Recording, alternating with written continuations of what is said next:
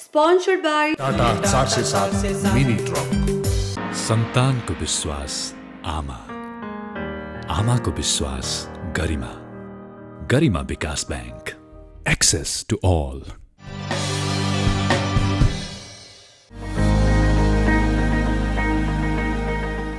दर्शकवृन्द नमस्कार। युद्ध कोरोना विरुद्धको यो विशेष श्रृङ्खलामा यहाँलाई स्वागत गर्छु। आज 51औं श्रृङ्खलामा छौँ। संघीय सरकारको बजेट आइरहँदाखेरि स्थानीय सरकार को यसप्रतिको टिप्पणी के हुन सक्छ, आज हामीले स्थानीय सरकारको प्रतिनिधित्व गर्ने दुईजना महत्त्वपूर्ण व्यक्तित्वहरू निम्त्याएका छौँ। त्यसैगरी अर्थविद एवं सार्वजनिक खर्च पुनरावलोकन आयोगका अध्यक्ष पनि हुनुहुन्छ डाक्टर डिली राज खनाल। तीनजना व्यक्तित्वहरूसँग आज हामी छलफल गर्दैछौँ। छलफल सुरुवात गर्न चाहे जेठ 15 गते प्रस्तुत बजेटले हेर्ने हो भने स्थानीय सरकारको सामान्यकरणको बजेट घटाएको छैन र सँगसँगै त्यस सशर्त बजेटहरू बढाउने काम गरेको छ। विशेष गरी रोजगारी, कृषि, स्वास्थ्य लगायतका क्षेत्रमा महत्त्वपूर्ण चाहिँ यसले प्रभाव पार्ने छ भन्ने आकलन गरिरहेको बेलामा यो बजेटलाई कसरी हेर्नु भएको छ डिली सर यहाँले?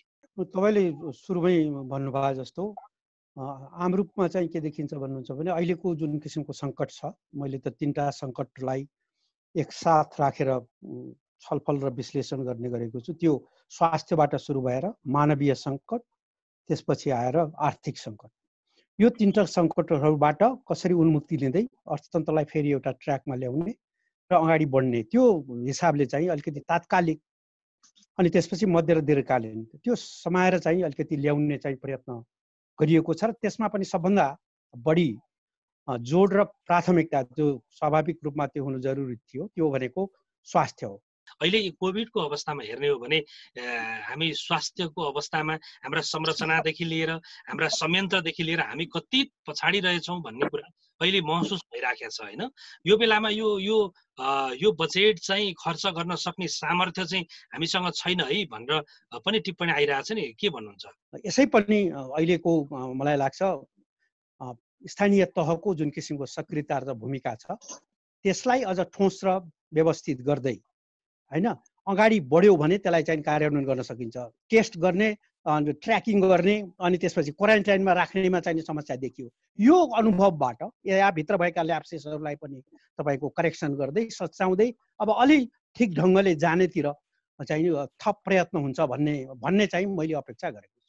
तपाईँले भनेकै कुरालाई अलिकति जोड्दाखेरि मलाई के लाग्छ भन्नुहुन्छ भने राहतको कार्यक्रम अहिलेसम्म जसरी सञ्चालन भएको छ त्यसमा थुप्रै समस्याहरू देखिएका छन् र कतिपय अध्ययन गरिएका अध्ययनले के देखायो भने जसले प्राप्त गर्नुपर्ने हो त्यसको 50%ले पनि त्यो राहत पाएनन् भन्ने एउटा स्थिति देखियो।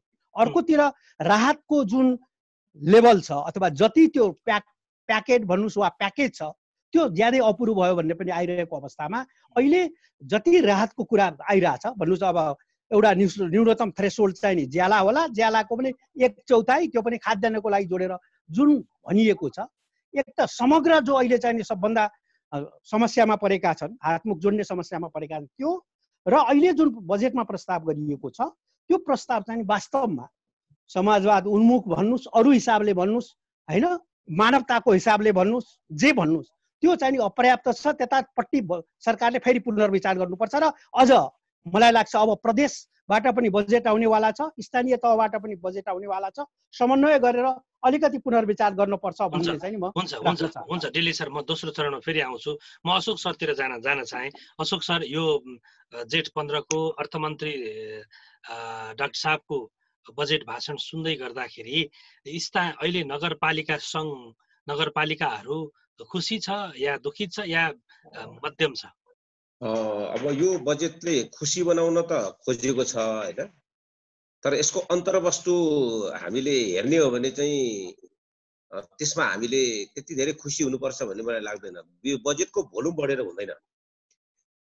चालु पुँजीमा राखेर स्थानीय सरकारको बजेट बढाइदिएर स्थानीय सरकारले आफ्नो गाउँ ठाउँ टोल बस्तीमा देखेका समस्याहरू समाधान गर्न योजना तर्जुमा गरेर उनले खर्च गर्ने प्रणालीमा गयो भने चाहिँ स्थानीयताको समस्या सम्बोधन हुन्छ। केन्द्रमा बसेर केन्द्रले पहिचान गरेको, केन्द्रले परिरक्षित गरेको योजना कार्यान्वयन गर्ने इकाइ मात्र हामी बन्यो भने यो बजेट चाहिँ हाम्रो लागि हामी चाहिँ अराएको गर्ने ठाउँमा मात्र बसेको ठाउँ जस्तो हुन्छ। त्यसैले गभर्मेन्ट भनेपछि चाहिँ तीनटै तहको सरकारहरूले आफ्नो संविधानमा स्वास्थ्य सम्बन्धी दायित्व जे छ त्यो दायित्व पूरा गर्नका लागि हामीले काम गर्नुपर्छ। म एउटै मात्र उदाहरण तपाईलाई दिन्छु। जति पनि सरुवा रोगहरू छ यो सबै सरुवा रोगको जिम्मेवारी चाहिँ संविधानले सङ्घ सरकारलाई जिम्मेवारी दिएको छ अनुसूचीमा।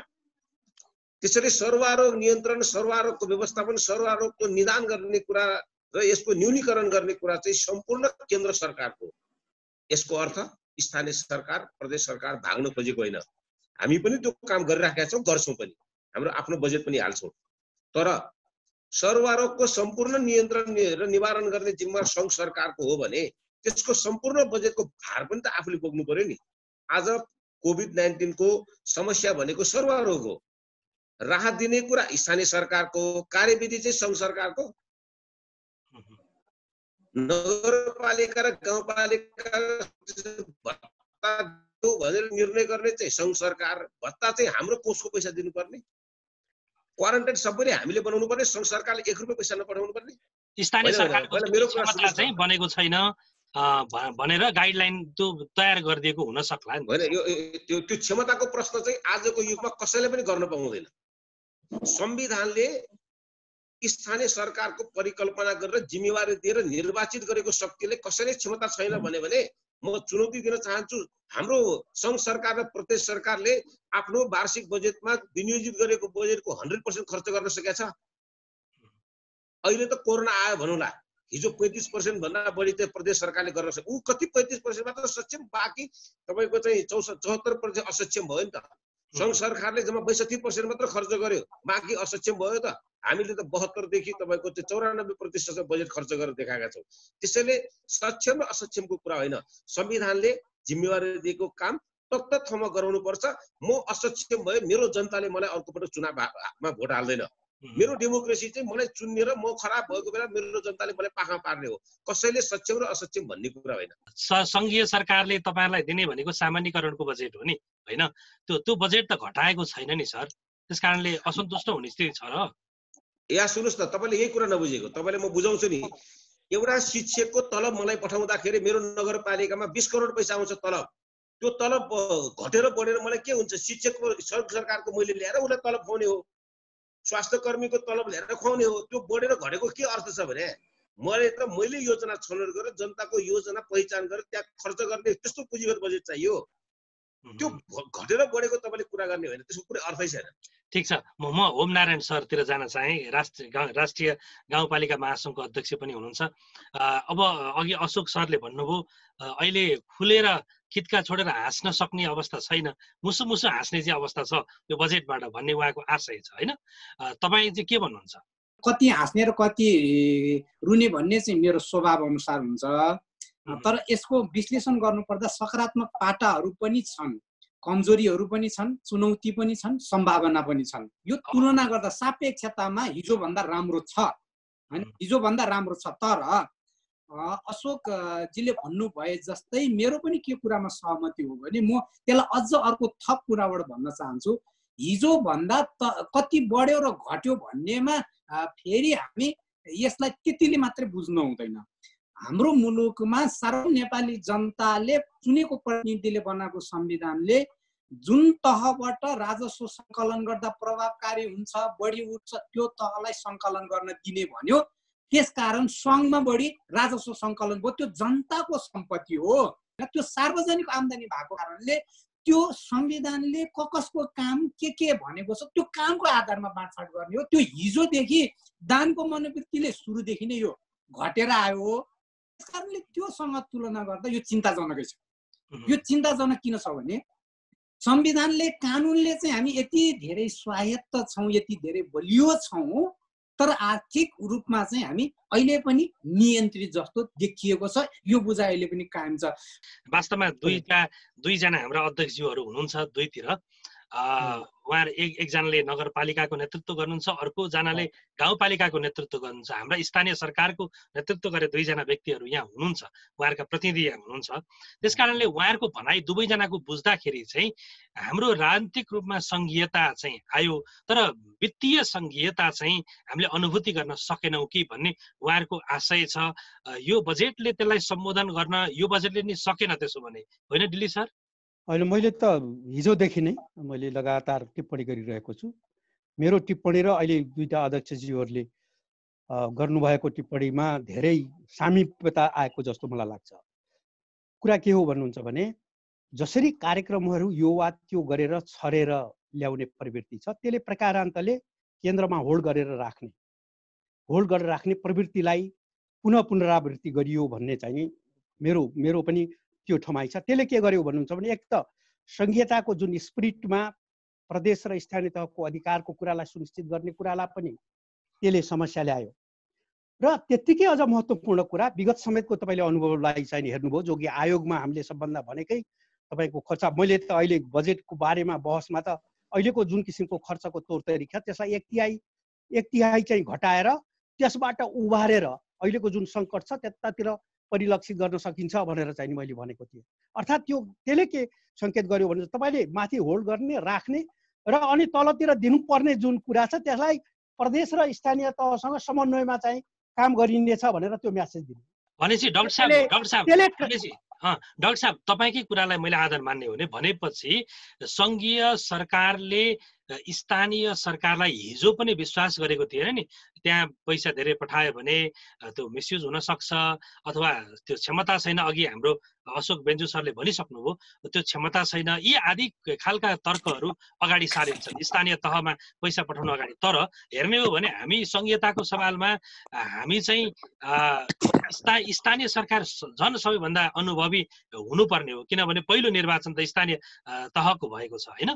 त्यो हिसाबले हेर्ने हो भने अनुभवको हिसाबले, क्षमताको हिसाबले कहाँनिर तपाईँ त सार्वजनिक खर्च पुनरावलोकन आयोगको अध्यक्ष भनेर तपाईँले सुझाव पनि दिनुभएको छ होइन। तपाईँका सुझाव कति कार्यान्वयन भएनन् एउटा पाटो होला होइन डाक्टर साहब, तर त्यो क्षमता नभएको हो र हाम्रो स्थानीय सरकारले खर्च गर्न। अघि अध्यक्षजीहरूले भनेको कुरासँग म सहमत छु।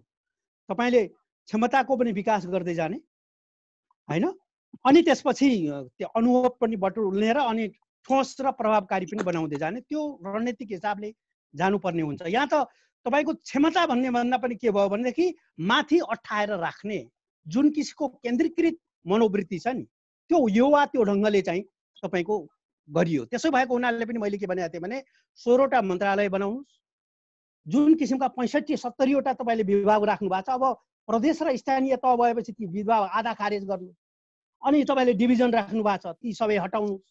त्यो त उहाँले बजेटको त्यो खर्च गर्ने मितव्ययताको कुरामा उहाँले स्पष्ट राख्नु भएको छ नि। त्यस्ता मितव्ययताको मात्रै प्रश्न होइन, त्यो मितव्ययताको मात्रै प्रश्न, मितव्ययताको त एउटा पक्ष हो। होल तपाईँको सङ्घीय प्रणालीलाई तपाईँले कसरी लिएर जानुहुन्छ होइन, तपाईँले गरेका जुन लक्ष्यहरू छन् त्यसलाई कसरी हिँडाल्नुहुन्छ भन्ने कुरासँग जोडिएको छ। म अझ त्यसलाई एक दुईवटा कुरा साइड गर्छु। जस्तो कृषि एकछिनको लागि मैले तपाईँलाई उदाहरण दिएर भन्छु, उहाँहरूले भेरिफाई गर्नु होला। म चाहिँ जस्तो 1 नम्बर प्रदेशमा गएको थिएँ, यसको 6-7 महिना पहिले एकदम फिल्डमै गएँ, मेयर साहबहरूसँग अध्यक्षजीहरूसँग 40-50 जनासँग मैले इन्टरेक्सन गरेँ। त्यहाँ मैले सोधेँ प्रधानमन्त्री कृषि आधुनिक कार्यक्रम चाहिँ कसरी लागू भएको छ यहाँ भनेर मैले सोद्धाखेरि एउटाजना अध्यक्षले भन्नुभयो मलाई, यहाँ हाम्रो पालिकामा पनि लागू भएको छ भन्ने चाहिँ मैले सुनेको छु, तर मलाई थाहा छैन होइन। तर अर्कोतिर चाहिँ समाधान त के हो भन्नुहुन्छ भने कृषिको अत्याधिक कार्यक्रमहरू अद्याप 1-2टा चाहिँ यसो प्रदेशका कुराहरू गरिएको छ, त्यो चाहिँ तपाईँको पशुपालन इत्यादिको कुरा त्यहाँ जोडिएको छ। मैले त्यसको त थप गहन अध्ययन पनि गरेको छु आफैले कि त्यो ठोस रूपमा र मूलतः चाहिँ स्थानीय तहलाई चाहिँ त्यसको अधिकार दिएको छ। अहिले जसरी कृषिका कार्यक्रमहरू आएका छन् कता सुन्नुहोस् न, त्यसले थप रूपमा एउटा कन्फ्युजन एउटा चाहिँ क्रिएट गरेको छ। मैले त के भनेको थिएँ भने 51-52 सालमा हामीले जसरी 900 ल्यायौँ त्यस्तै स्थानीय तहमा एक अर्कोमा परिपूरक हुने। कृषि भन्नुभयो भने तपाईँलाई सिँचाइ पनि चाहियो, प्रविधि पनि चाहियो, बजार पनि चाहियो होइन, बाटो पनि चाहियो होइन, अझ तपाईँले साना उद्योग र व्यवसायलाई प्रवर्धन गर्दै रोजगारी पनि व्यापक रूपमा बढाउँछु भन्नुभयो भने त्यसलाई तपाईँले उद्योग र साना उद्योग र व्यवसायसँग पनि जोड्नु पर्यो।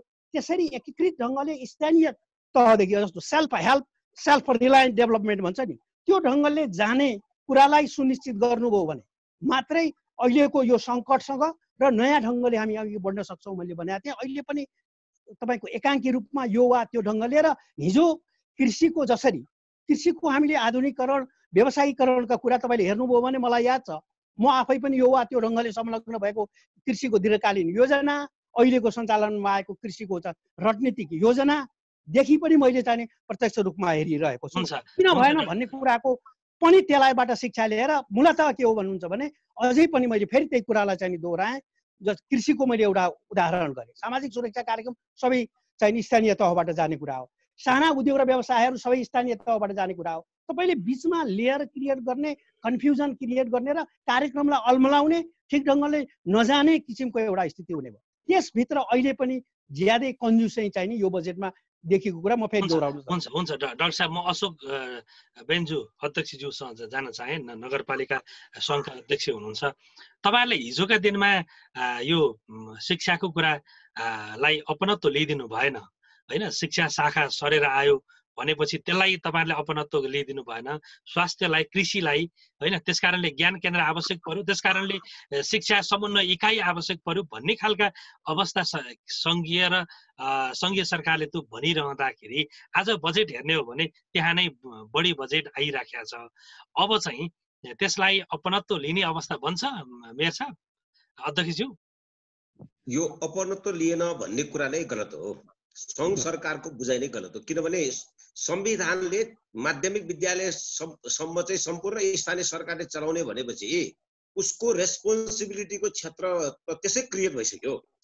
अब सरकारले सकेन भन्ने अनि आफै गर्न खोज्ने, आफ्नो केन्द्रीय मानसिकता जिउँदै राख्ने अनि लास्टमा गएर चाहिँ अपनत्व लिएन भन्ने खालको कुरो होइन। अपनत्व लिएको, अघि डाक्टर साहबले भन्नुभएको जस्तै म कुरामा सहमत छु। यो 56वटा विभाग, तपाईँको चाहिँ 24वटा तपाईँको चाहिँ डिभिजन कार्यालयहरू, यो सबै खारिज गर्यो भने 1 खर्ब रुपियाँ पैसा बच्छ। यो 1 खर्ब पैसा चाहिँ स्थानीय सरकारले तपाईँले थपिदिने हो भने अहिलेको विकासको डबल हामी डिजिटमा डेभलप गरिदिन्छौँ। होम नारायण श्रेष्ठ सरतिर जान चाहे। यदि त्यसो हो भने अशोक सरले भने जस्तो हामीलाई त्यो बीचका संयन्त्र जो मेडिएटरहरू छन्, जस्तो शिक्षाको समन्वय छ, सडक खानेपानीका डिभिजन कार्यालयहरू छन्, यदि तिनीहरूको आवश्यकता थिएन भनेदेखि यो तपाईँहरूको खोइ त आवाज, तपाईँहरूले चाहिँ यो चाहिँदैन यसरी, किनभने संविधानले चिन्दैन, त्यो डिभिजन कार्यालय चिन्दैन, ज्ञान केन्द्र पनि चिन्दैन होइन।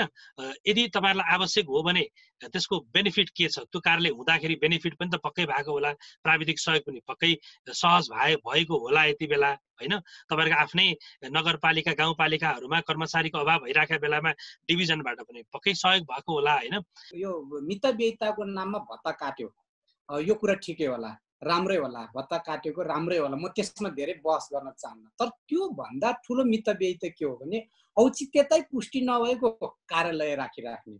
अर्को कुरा सँगै राख्न चाहन्छु, त्यति मात्रै होइन, अख्तियारको दुरुपयोग गरेको भन्ने अर्थ के लाग्छ भने त्यो पैसा लियो मात्रै होइन, खर्च त ठिक ठाउँमै भयो, बेइमानी केही पनि भएको छैन, तर नगर्नु पर्ने काम गर्यो भने पनि त्यो अख्तियारको दुरुपयोग हो। भनेपछि सङ्घीय सरकारको यो काम त अख्तियारको दुरुपयोग भन्ने रूपमा बुझ्न सक्छ कि सक्दैन भनेर पनि बहस गर्न सकिन्छ। तपाईँहरूले पनि अस्ति भर्खरै माग गर्नुभयो नि अपाङ्गताहरूको भत्ता चाहिँ नकाट भनेर तपाईँहरूले विज्ञप्ति नै निकाल्नुभयो। भनेको त्यो त हाम्रो सामाजिक सुरक्षा ऐनमा नै व्यवस्था नभएको कुरा, मन्त्री परिषदले निर्णय गरेको कुरा तपाईँहरूले पनि त्यो कानुन सम्मत कुरा उठाउनु पर्यो होला नि त। त्यस्ता कुराहरू सामाजिक हामी अर्थव्यवस्था, हाम्रो अर्थव्यवस्थालाई समाजवाद उन्मुख बनाउने, हामी समाजवाद उन्मुख बनाउने भन्ने, तर समाजमा पछाडि परेका मान्छेहरूको सेवा सुविधाको कुरा 1000 को कुरामा, 3000 को कुरामा, 2000 को कुरामा हामी अनि मितव्ययिताको नाममा काट्ने, जसको कामै छैन होइन। शिक्षाको कामको कुरा गर्नुहुन्छ भने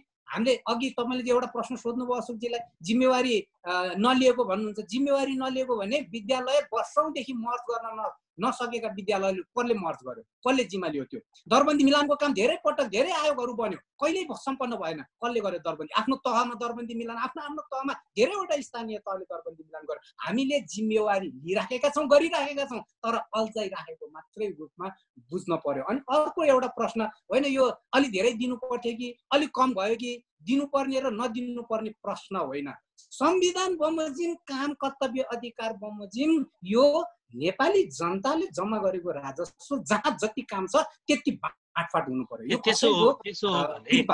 त्यसो हो भने होम सर, जस्तो अहिलेको बजेटमा आएको सामान्यकरण बजेट त हिजोको तुलनामा घटेको छैन नि सर। भनेपछि गर्नु पर्थ्यो के त? त्यसो हो भने गर्नु पर्थ्यो के? अर्थमन्त्रीले एकातिर संविधान बमोजिम माध्यमिक विद्यालय शिक्षा स्थानीय तहले चलाउन सक्दैन भन्छ, तोकेको काम चलाउन सक्दैन भनेर हामीलाई आरोप लगाइरहेछ। सङ्घ सरकारको सरुवा रोगको नियन्त्रणसँग सम्बन्धित काम कति प्रतिशत स्थानीय तहले अहिले सम्पादन गरेको छ, कति प्रतिशत सङ्घले, कति प्रतिशत प्रदेशले, एउटा छानबिन गरेर हेरौँ न। हामी सङ्घको काम गर्न सक्छौँ, गरिराखेका छौँ। अनि हाम्रो संविधान बमोजिम स्थानीय तहलाई दिएको, अनि शिक्षा माध्यमिक शिक्षाको स्वास्थ्यको के को गर्न सक्दैन भनेर यसरी व्याख्या नगरौँ। तर फेरि हिजो भन्दा घटेन भन्ने बात, हिजो ठिक भयो पो, हिजो ठिक थिएन, पहिला हिजोको ठिक थिएन भन्ने कुरा छलफल गरौँ न। त्यो घटेन भन्ने कुरा, हिजोको ठिक थिएन त्यसलाई सच्याएन। होम सर म आउँछु। म डाक्टर डिलीराज खनालतिर जान चाहे। एकातिर हाम्रो राष्ट्रियताको सवाल अगाडि आइराखेको छ होइन, हाम्रो सीमाका कुराहरू, त्यसले एक बनाउनु पर्ने छ। अर्को चाहिँ यो रोगका कारणले एक बन्नुपर्ने अवस्था छ। हामी यति बेला फुट्नुपर्ने बेला होइन है भनेर एउटा सन्देश दिनका लागि पनि अबको यो बजेट सबै मिलेर एकदम यसलाई उपलब्धिमूलक बनाउनका लागि अब स्थानीय सरकारले गर्नुपर्ने प्रयत्न के हो र सङ्घीय सरकारले गर्नुपर्ने सहजीकरण के हो, यो विषयमा म दिल्ली सरसँग जान्न चाहन्छु। पहिलो कुरा त उहाँहरूले भनेको कुरालाई म फेरि रिइन्फोर्स गर्ने भन्छ नि, हामीले आयोगले दिएको कतिपय हामीले राखेका बुदाहरूमा कतिपय मन्त्रालयहरूले स्थानीय तहलाई आफ्नो मातहतको एउटा इकाइको रूपमा ट्रिटमेन्ट गरे भनेर हामीले त्यही शब्द प्रयोग गरेका छौँ। र कतिपय उहाँहरूले जुन सुझाव दिनुभएको छ, दोहोरो तेह्रो होल्ड गर्ने राख्ने कतिपय जिल्ला कार्यहरू, शिक्षाको त अझ ज्वलन्त कुरा आइरहेकै छ। त्यो सबै कुरामा चाहिँ नि तपाईँको यो सबै डिसमेन्टल गरेर जानुपर्छ भन्ने हाम्रो सुझाव छ। त्यो लागू भएन र फेरि त्यसैलाई दोहोऱ्याउने प्रवृत्ति कायम छ। त्यसैले उहाँहरूले भनेको कुरालाई म पूर्ण त्यो नै हो, त्यो हामी चाहिँ त्यो संहिताको स्पिड त्यस अनुसार जानुपर्छ भन्ने एउटा कुरा। अब जहाँसम्म कुरा चाहिँ अब बजेटलाई हामी सबै मिलेर यो महासङ्कटको बेलामा कार्यान्वयन गरेर लिएर जानुपर्छ भन्ने जुन चाहिँ पक्ष छ, जति चाहिँ नि जे ढङ्गले यो वा त्यो ढङ्गले केन्द्रले चाहिँ होल्ड गरेका चाहिँ कार्यक्रमहरू छन्, यो वा त्यो ढङ्गले ती सबै संविधानको स्पिरिट अनुसार चाहिँ प्रदेश र कहाँ स्थानीय तहलाई हस्तान्तरण गर्ने। फेरि पनि जोड्न चाहन्छु, हामी समाजवाद उन्मुखको चाहिँ यहाँ कुरा गरिरहेछौँ। के हो भने विश्वमा सबभन्दा महा पुँजीवादी राष्ट्रहरू जसले राज्यको भूमिकाको नाम लिनु, तिनले अहिले घाटा बजेट भनेको यसरी बुझ्न सकिन्छ, नोट छापेर कागजको खोस्टोमा छाप लगाएर आफ्नो राष्ट्रिय उत्पादनको 10 देखि 15, अझ जापानले त 22-23% घाटा बजेट गरेर राहतको कार्यक्रम अनि उद्योग र व्यवसाय जहाँ चाहिँ धराशायी भएका छन् तिनीहरूलाई सपोर्ट गर्ने कुरा चाहिँ गरिरहेको अवस्थामा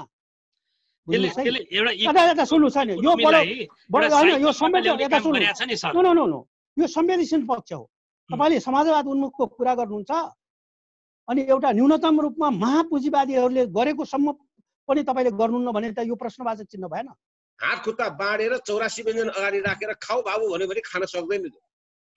हात खुट्टा खोलिदिनुपर्छ अनि 84 व्यञ्जन खान्छ। त्यसैले संविधानले दिएको अधिकार क्षेत्रभित्र कानुनहरू निर्माण गरेर चाहिँ बाँधिने काम गर्नु हुँदैन। यसको लागि त सङ्घ सरकारले त लज्जाबोध हुनुपर्छ, किनभने यो संविधानप्रति नै इमान्दार नभएको भन्ने कुराको आभास मान्छेहरूले बुझिराखेका छन्। त्यो त गलत हो। ठिक छ।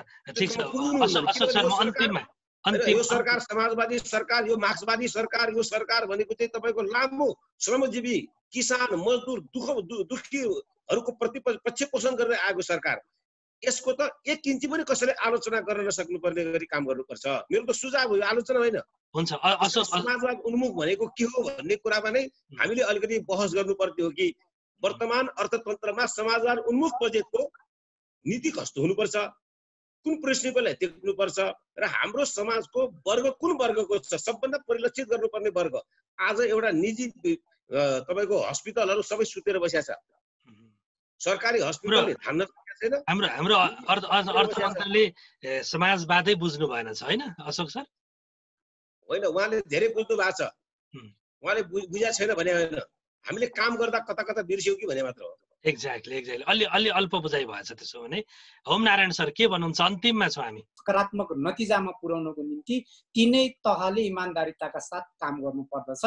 अब समन्वयको कुरा चाहिँ संविधानको धारा इमानदारीता चाहिँ कसरी देखाउने? अब स्थानीय तहले इमानदारीता कहाँनिर देखाउने त्यो चाहिँ भन्दैन न। मैले यही भन्दैछु, संविधानको धारा 232 मा लेखेर मात्रै भएन, 235(1) मा कानुन बनाउनु पर्छ भनेको छ। त्यो कानुन अड्क्याइ छ, त्यो कानुन बनाउनु पर्यो, समन्वयको कुरा सुरु गर्न पर्यो। समाजवाद सिद्धान्त अनुसार हो कि भन्ने जस्तो आछ, तर यसको कार्यान्वयन फेरि पनि डल्लो पारेर केन्द्रीकृत बनायो भने न यो समाजवादको सिद्धान्त एकातिर, बजेट एकातिर, अनि त्यसको रिजल्ट चाहिँ तल ठाउँमा पुग्ने भन्दा खास मान्छेले डकुमेन्ट बनाउने अनि त्यस पछाडि त्यो बजेट खर्च गराउने, कागजपत्र बनाउने, बिल घरपै बनाउने, खर्च गराउने तर्फ मात्रै पुग्छ। त्यस कारणले तल्लो तहमा पुग्नलाई तल्लो तह जिम्मेवार बनाउनु पर्यो।